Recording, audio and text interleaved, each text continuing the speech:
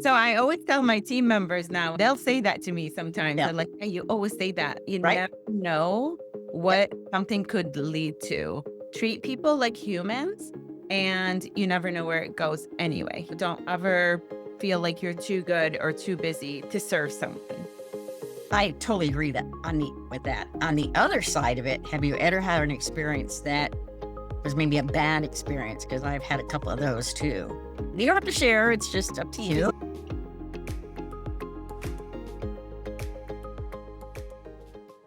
Hi, Cynthia Tant with Sip Sell Repeat. I have the honor today. Oh my gosh, I just completely blanked out on the correct pronunciation of your name. Say that again for me. Sure. Enas Enas Latif. Latif. Enas Latif. After 35 years in this real estate business, I think I've got to move on. My brain is like a little mush right now. No, not really, but Okay, my name is not easy. I always tell people my last name, think of Queen Latifah without the oh H. yes, Latif. Yes, Enas. Enas. Yes. Yeah. Yeah, and I understand you're from, let me tell the group of the ladies out here a little bit about you. You're an award-winning realtor and team leader at Hunt Real Estate, ERA, and serving clients in the Buffalo, Niagara, and Tampa area of Tampa, Florida. So we're going to talk about that a little bit. And 25 years of experience, a track record among the top 1% of realtors. You hold multiple professional designations like GRI, CBR, SRES, and Certified Relocation Specialist. That's good if you're going from Buffalo down to Tampa, correct? And one of the leads top performing teams, ranked in the top 3 of the Hunt Real Estate and top 5 in Western New York by the Buffalo Niagara Association of Realtors. So it appears that you're also very passionate about giving back and serving on boards in the Grow Buffalo area and director of Power of the Pet. So tell us a little bit about you above and beyond what I just said so we can get started and see, let's check this out for real estate and how you do some real estate and how you work with your teams. Yeah, of course. Everything you said about me is very true. And it's more about the business side of who I am. Who I am on a personal level is I am a mom of 2 beautiful daughters and recently a grandma of a young new baby girl, Awesome. our new princess. I'm also a wife. And to your point, I'm very active in the community. I do try to do my part in giving back and being kind, but also when I chose real estate, it was because I wanted to do something I can enjoy, serve, and still make a living on. Oh, that's great. It's about 25 years you said you've been in the business? Yeah, very true. 25 years Okay. by too fast. It really has. And so I know that a few things I do want to talk about today is as far as leadership and women in leadership, because you do have a team Yeah. and it seems to be a pretty big team from what I could tell. Doing a little bit of stalking you to find out a little bit about you before I talk to you. What lessons have you learned, first off, through your coming up through the profession? But then secondly, what you would like to share to other ladies that may be in getting into the profession or just ready to figure out what do I want to do with this business? Starting a team was very organic to me. It was just an organic growth. As my business grew, I seeked some help from an agent who was starting her business. And I remember in our first meeting, I said, listen, like, I'll give you some referrals if you help me with some showings. And while you build your business, I'm not looking to start a team. I just need some help now. And she said to me, good, because I'm not looking to join a team. And 3 months later, we became the Enas Latif sales team and started There you go. there. And 10 years later, actually 11 years later, that person is still a core member of the team. And I would have to truly admit that without her support in the beginning stages of this and her belief in me, I wouldn't be where I am today. And I think that as we part of what my podcast is Sip Sell Repeat is that whether you're sipping coffee or a glass of wine, we as women share a lot of, what's the word I want to use? Not only just about real estate, but communicate with each other a little bit differently and how we want to give back to each other. And so the sip, sell, repeat, the repeat part is we just keep doing it over and over again, which obviously if we're doing it right, then we're very successful at it. So, what are some of those doing right steps that you have found that have led you to have a successful team? Oh, wow. You're making me dig in, really.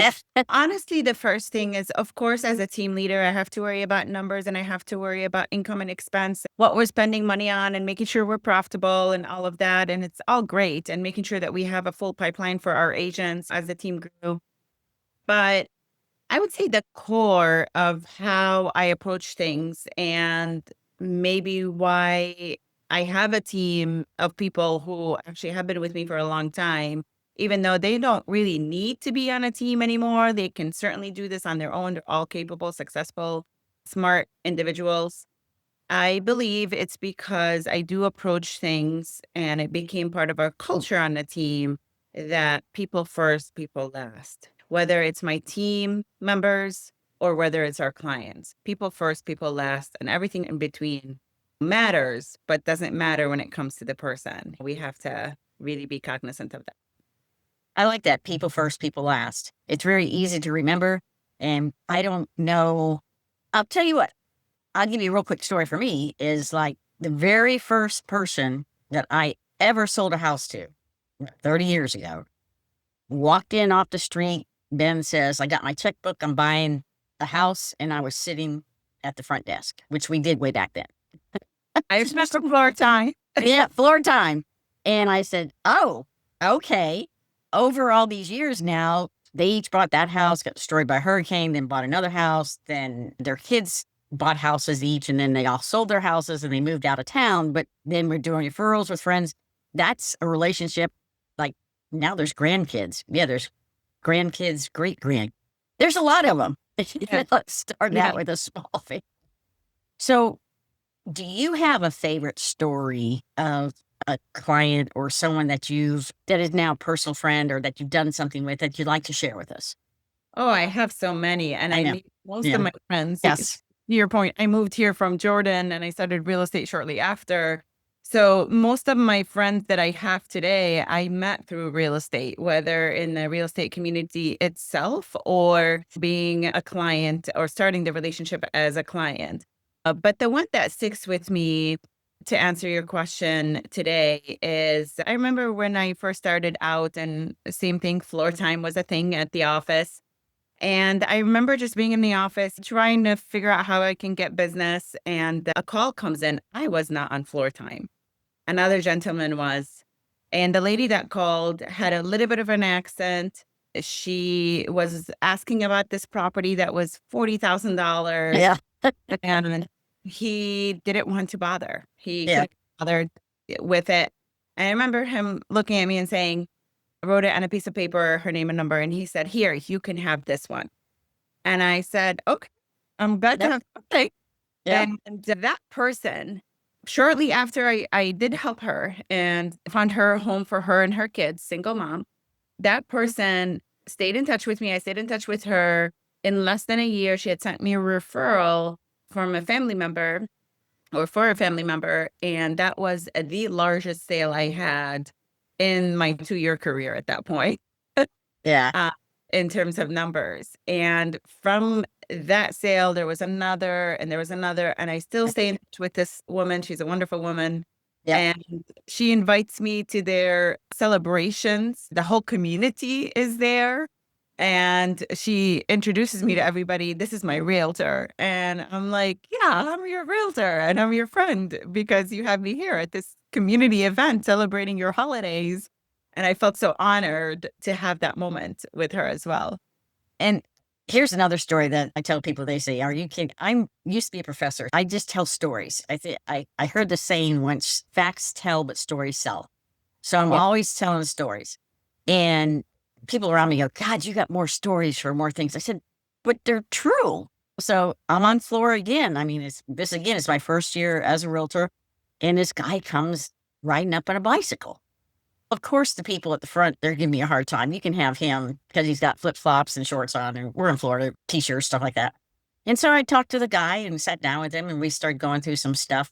The only reason he was riding a bicycle was because he had a DUI, and he wasn't a bad. He was a very successful business person, and ended up, like you said, I ended up being my highest price sale within the first 6 months of my career. I went, and then everybody, I said, now look who's laughing, Right. because oh, he's on a bicycle. I said, Cindy, you can have him. Okay. Because I didn't know what I was doing. Right. But Uh, so I always tell my team members now, they'll say that to me sometimes. yeah. They're like, hey, you always say that. You Right. never know Yep. what something could lead to. Treat people like humans, and you never know where it goes anyway. Don't ever feel like you're too good or too busy to serve someone. But I totally agree with that. On the other side of it, have you ever had an experience that was maybe a bad experience? Because I've had a couple of those too. You don't have to share. It's just up to you. Yeah, definitely not as many as all the Yeah. good that I had. Luckily, I'm fortunate in that way. But yeah, there has been a few difficult, maybe people. I don't know if it was because of whatever they were going through or a personality clash situation potentially. So I don't really take things personal and I don't judge anyone for it. But if it's not a good fit for that person, then it's also not a good fit for me. And if we can't work together, myself and the client as a team, and really truly work together towards their goal, then I'm underserving them and it's just not going to work. It's going to be unpleasant for both parties. Both. Yeah. So I typically just honestly, when I face these situations, I have that honest conversation with that person and say, you may be better with someone else. I don't shy away from walking away from something like that, from that. And I think that comes with being in the industry longer, because everyone younger, when you tell them that, they're thinking they're going to miss out on the next big deal. But I, as a broker, also let them know, look, they may be interviewing you, but you're also interviewing them. Yeah. You don't have to work with everyone that walks through the door or makes a phone call or sends you an email. But it's really hard for a young realtor to grasp that, because, or what happens if that's okay if it's really a bad situation? Do you really want it? I know Yeah. that's a little tough one, but has there ever been an embarrassing moment for you in real estate at all? Of course, there were a few, but Yeah. that is most talked about in our industry to this day is one day I was wearing a longer skirt, but it was a flowy skirt, and there was a home inspection being conducted at one of my listings. So I decided to sit outside, give them some privacy with the inspector and with their agent to talk about the inspection after the inspection. And I'm sitting on the porch, on the steps actually, by the sidewalk. And as they opened the door when they were finished, as they opened the door, a little bit of wind hit at the time. Mind you, I'm facing the street and they're behind me, and my skirt decided to go. So the buyers, the realtor, and the home inspector got a really nice view and show on that day. And the realtor and I, he's a good friend. Every time he sees me, he has to bring up the story. So now everybody in the industry knows what happened 20 years ago with that situation. Yeah. Still talked about. So that This- is most embarrassing because it's still brought up. I still have to relive it. yeah. Very memorable for you. So Yeah. I know as I was talking about inspections, I'm a smaller person, and my pest guy, I went over to one of the houses and Paul, he was so funny. He's a big, they seem to be big guys. And we got to this one house that my buyer was buying. It was off grade because we have a lot of historical homes in our area, but the Yeah. crawl space was like this, like my size, right? And about this. And I said, Paul, I'm not going under there, because there was no way he was ever going to get under there. He goes, Right. no. He goes, you don't have to, but let me see what I can do. So the two of us started digging. And it wasn't embarrassing, to more to the point of that I was going, I am going to have to get under this house, because It was it's just, terrifying. It's not yeah. And I done it before in my younger days, obviously. But and he goes, no, I got a camera here. Let's do this. So he got about, I don't know, up to here. Like he could only get his head in, more or less. I said, all right, I'll do it. So thank goodness I had shorts on and went in there, and it says, I'm not going any further. So he says, to take pictures. I said, okay. And so I told my buyer, I said, yeah, I wouldn't believe what I just did for you. Underneath the house, but he was so funny. But stories like that, I think, encourage us in real estate to keep on going because she did buy the house and ended up selling it, making a couple 100,000 on the sales side. So she was a happy person. Yeah, talk Um, about going above and beyond. I know, I know. When I first That's started an extra investing, mile or two there for you.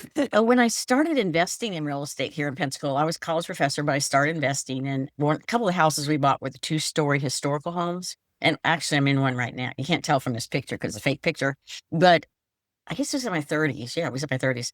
And I'm actually going on the top of a 2-story house of a historical home to put a screen over a fireplace with a chimney.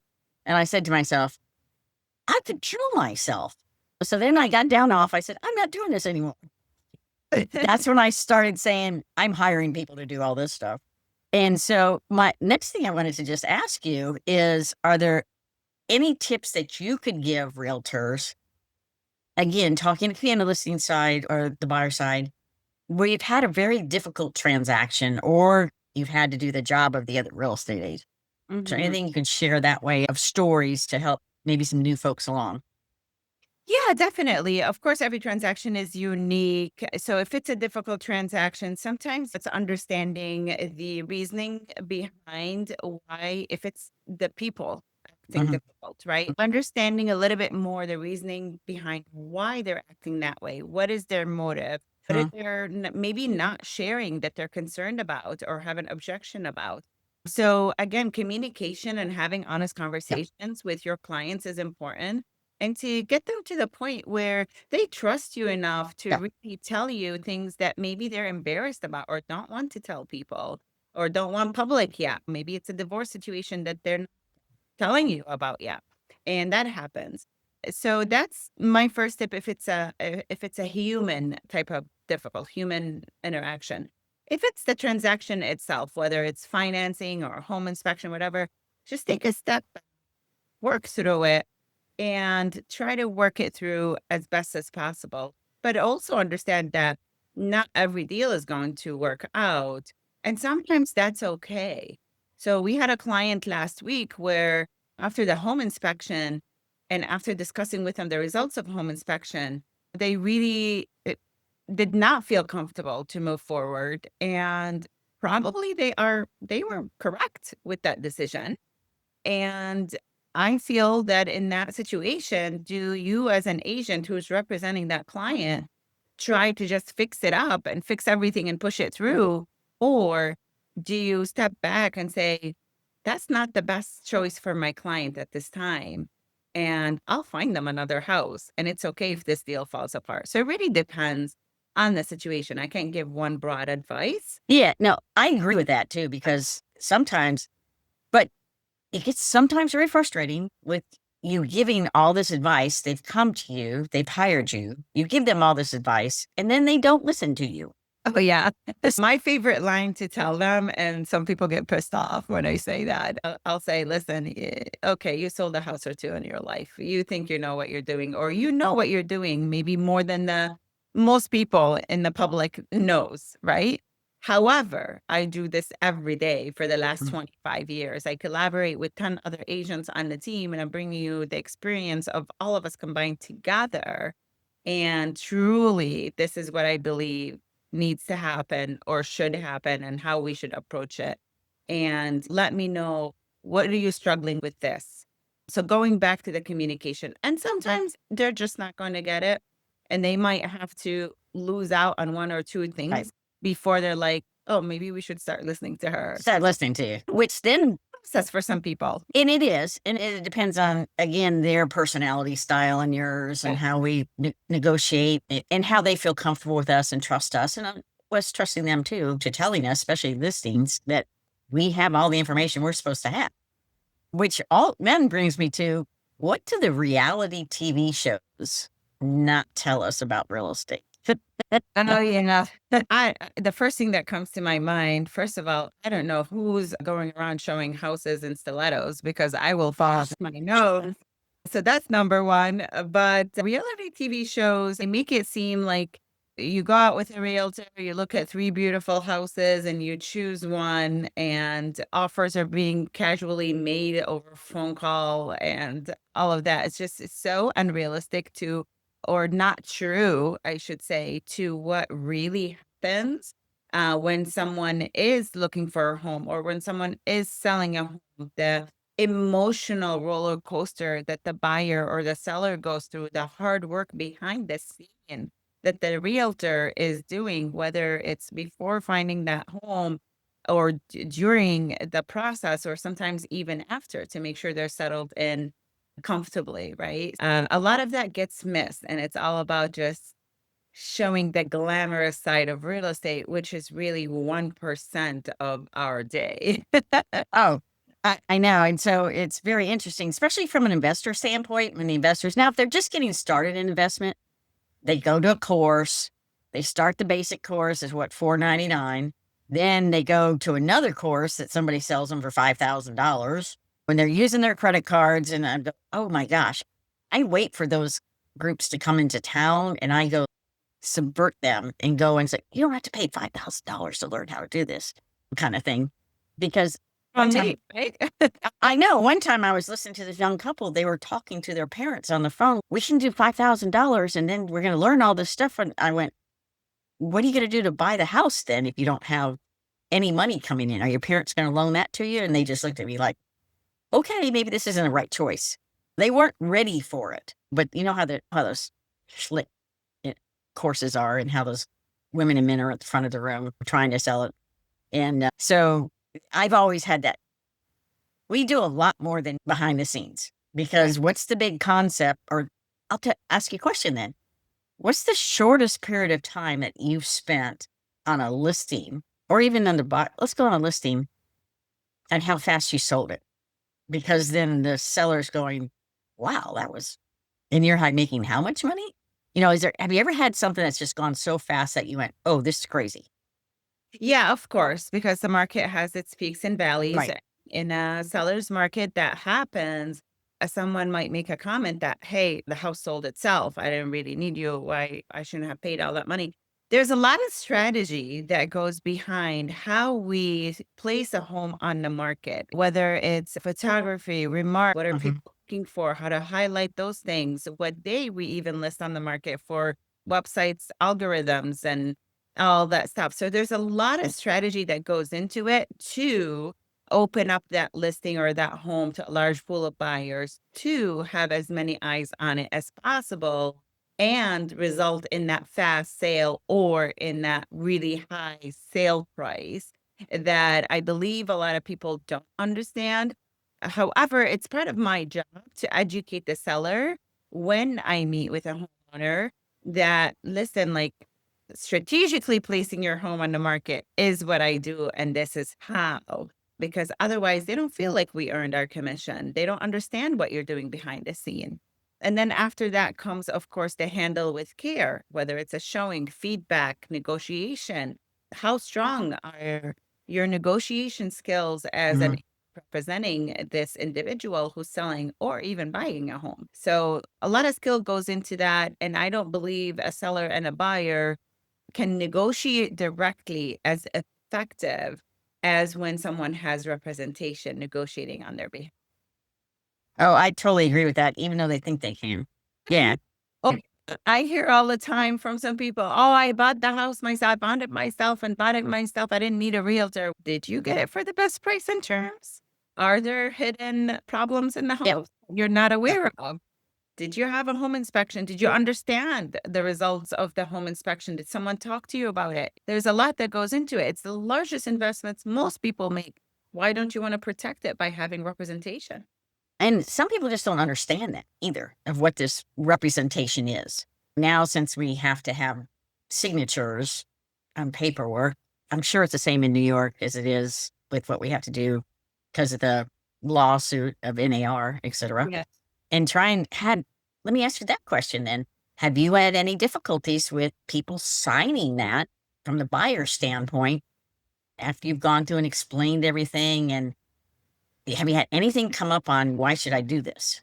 Very few. In Yeah. comparison to the number of business buyers that we work with and signed on, very few, and that's expected. But to me, if you have a problem with that as an individual, a buyer in the market, then I have to question your intentions then. Right. And frankly, thank you for not wasting my time. I love it. I love it because I literally should have walked away from this buyer who had an issue with it. And he met at an open house, which he didn't have to sign. Okay. And then he asked me to go show him another house. I said, but you have to let me explain what's going on. This, I've never had to do that before. I said, I know it's new. That gentleman texted me over 1,600 times in a 2-week period of time. I had to stop him cold. I said, stop. And it just rolled on and on. It got really rough. And yeah, so I should have known that was a red light that I should have picked up right away. Yeah, Um, frankly, I love it. I'm embracing the buyer broker mm, agreement and arrangement and new law, or not law, I should say, rule and regulation. real- right. And when we started real estate, it was my company's policy at that time, my broker's policy to have a buyer broker agreement signed. And somehow we lost that in the shuffle, especially when the web came along and that's how buyers connected with us. But I love having that transparency and compensation. I absolutely love that the way I'm committed to this person and their purchase, and I'm spending time and energy. They're also Hmm. giving me, and it's just we should have a contract just like we do with sellers. So I personally, I love it. I'm embracing it, and anyone who doesn't want to sign it is not the right client for me either. Yeah. And I learned the hard way, which I thought I'd learned everything, but I'm going to tell you what, this business is every day, it's something new. And oh, I know while we're here, how can people get in touch with you if they like some other information? And then I'd like for you to tell us a little bit about your podcast. Yes. So I'm easy to find. If you type my name, Enas Latif, Realtor, you'll find me because there's Yes, I did that. Yep.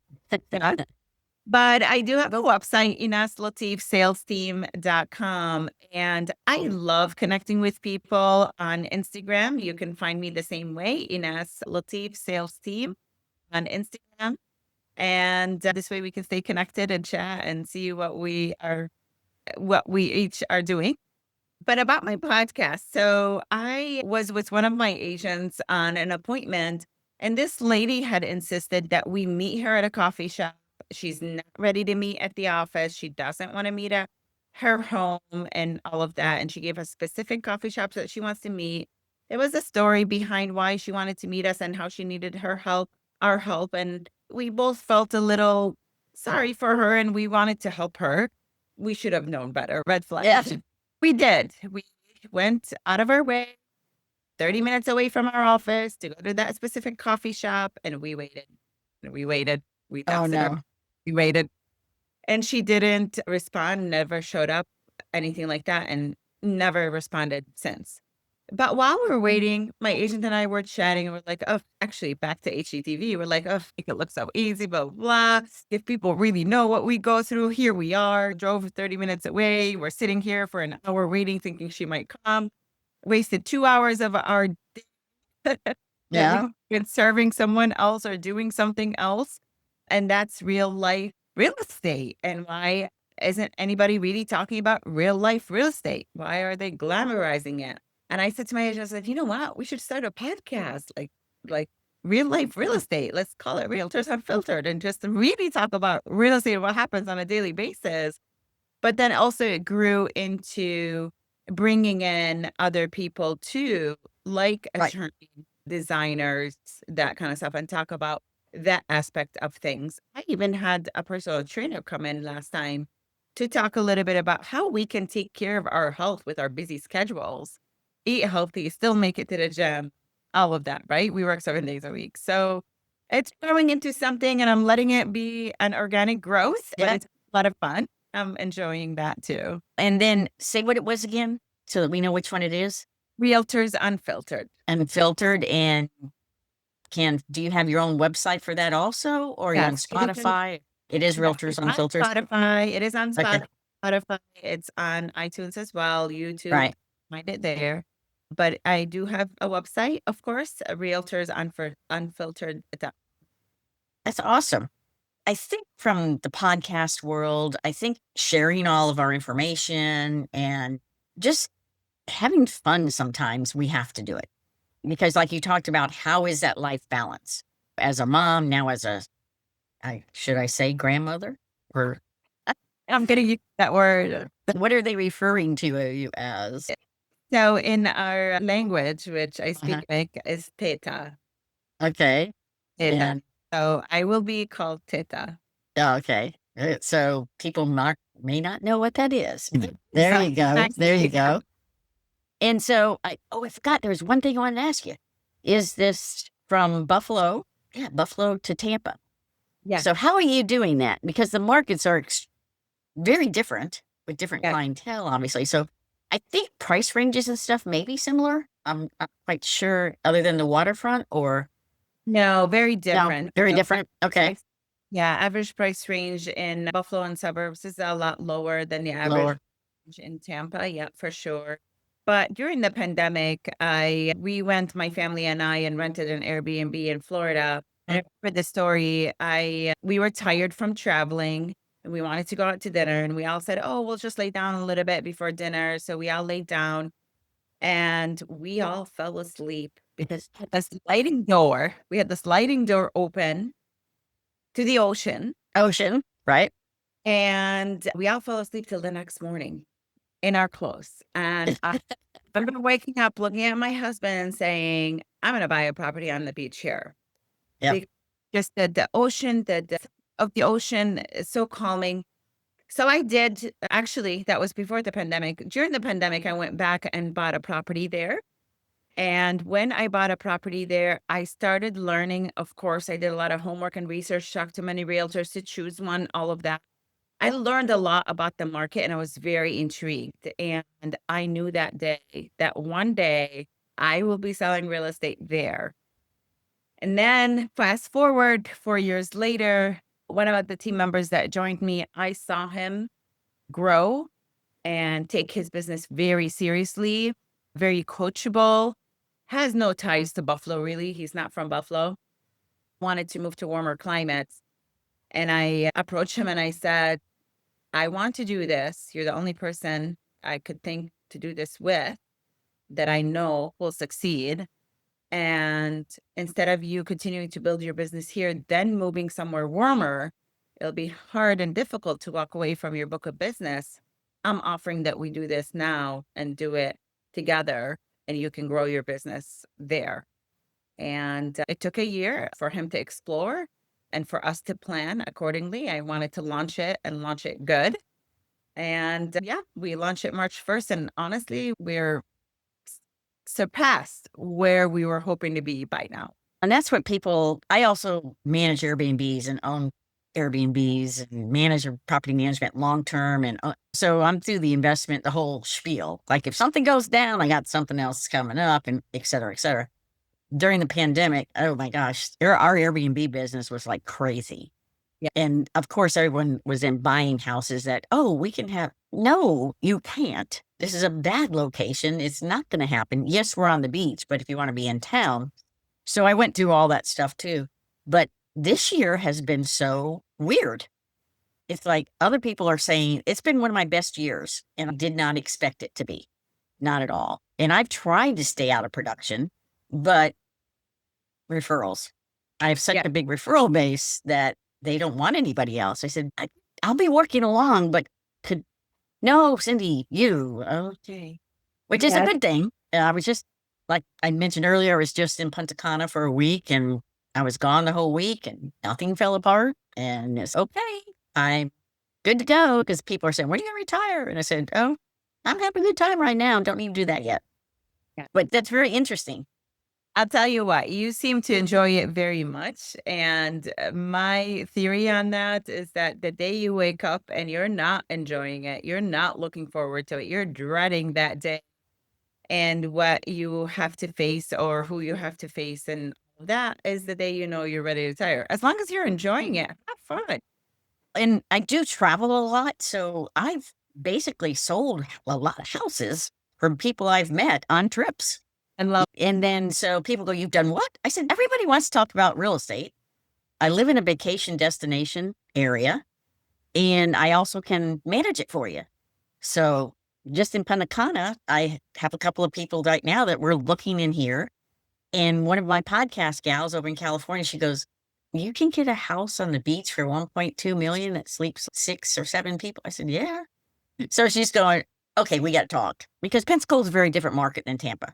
We're still on the Gulf of Mexico, and the beaches are beautiful and everything, but it's a very different market up here because we have seasons. It does get cold here. It was in the 40s last week when I was down in Punta Cana. I was so excited I wasn't here. And I know 40 is not cold for you, but for us, it's cold. Today it's in the 40s, and I did run into somebody wearing shorts. So I don't think Floridians do that. No. I think if it gets about 55, that's when we Yes. already have our jackets on and everything else. And yeah, no more flip flop. But there's some people that are down here, the snowbirds that come down there in their flip flops and shorts through the winter. I go, you guys are crazy. Last year we had 10 inches of snow, white, fluffy snow in Pensacola. Nobody knew what to do about that because we don't have any way to take care of it. So we didn't even do anything for 2 days. Literally, it was, what are you going to do it?